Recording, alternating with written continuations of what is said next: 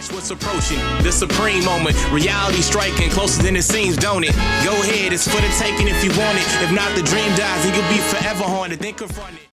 What's good? I did not expect them to drop the news this morning, so I am like very, very surprised, and I'm actually rushing through work to get ready and whatnot, so I will have to provide these translations as quickly as possible, but let's just run through it. I honestly, like, I looked through this briefly, and some of the passive skills are a little bit difficult to translate because of like all the information jam-packed, but we'll go ahead and get started.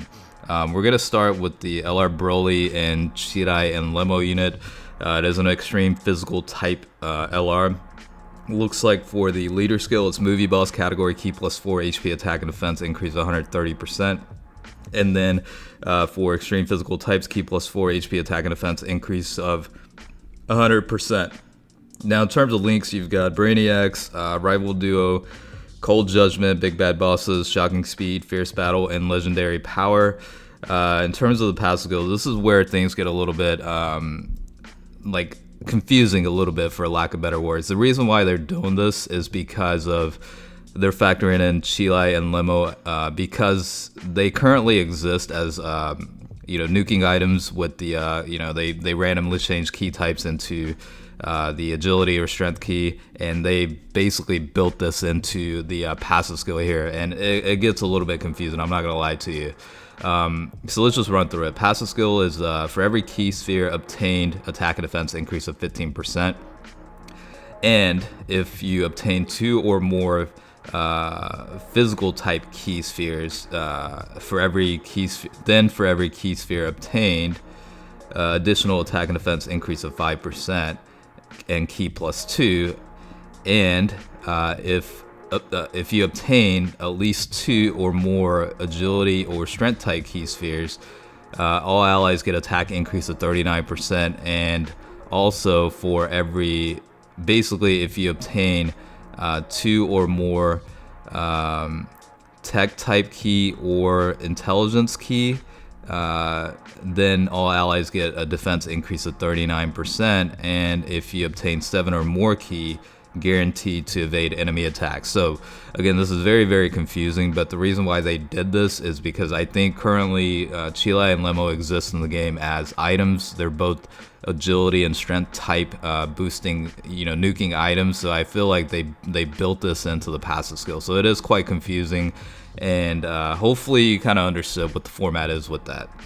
In terms of categories, it's movie bosses and joined forces, it looks like. For the super tech, let's see, this is the it looks like this is the 12 key. So for 1 turn, greatly increased defense and causes colossal damage and reduces enemies' attack.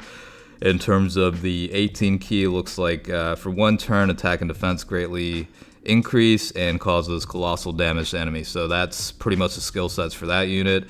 It's actually quite interesting. It's based on, the key spheres obtained, which is cool, I guess, but it can definitely make things a little bit inconvenient at times, basically, when it's all dependent on key. But I guess if you bring in key changing, supporting units type, deal on the team, I guess you could maximize the potential with this guy. Now, this one is a little bit surprising. The LR Super Saiyan Rose basically is the alternative LR, and it is going to be an extreme intelligence type. I think a lot of people thought it was going to be like the LR Merge Zamasu or something like that, but I don't know, it just kind of caught me off guard that they released this one. I feel like this one was on the back burner a little bit, and they just finally decided to release it. But in terms of like the leader skill, looks like it's a Future Saga category, key plus 4 HP attack and defense increase of 130%, and extreme intelligence type, key plus 4 HP attack and defense increase of 100%. In terms of links, we'll have to, I don't know if they got the whole thing, but yeah, there we go. So Super Saiyan, Fear and Faith, Kamehameha, Dismal Future, Big Bad Bosses, Fierce Battle, and Legendary Power. And in terms of the passive skill, I think this one's a little bit more straightforward, where it's attack and defense increase of 66%.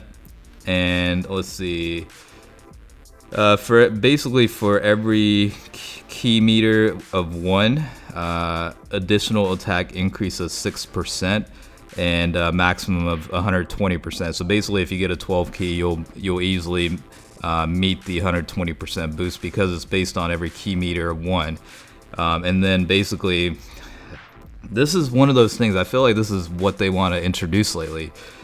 If you deal the final blow to the enemy, key +2, max of key +6. And then basically, if,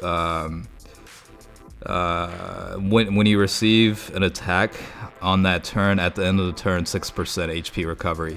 So yeah, they definitely did put in the dealing the final blow, but I guess for this unit, because it is an LR, to be honest, summonable LR at that, I guess that'll be somewhat maintainable. This one does have an active skill, however, and let's just run through this. It looks like you'll be able to activate it from the 6th turn of, the start of battle, and then the HP level has to be 66% or below. You can activate it once. Basically, this guy goes into rage mode. That's what the active skill itself is. In terms of categories, it looks like Future Saga, Realm of Gods, Potara, Time Travelers, and Kamehameha category.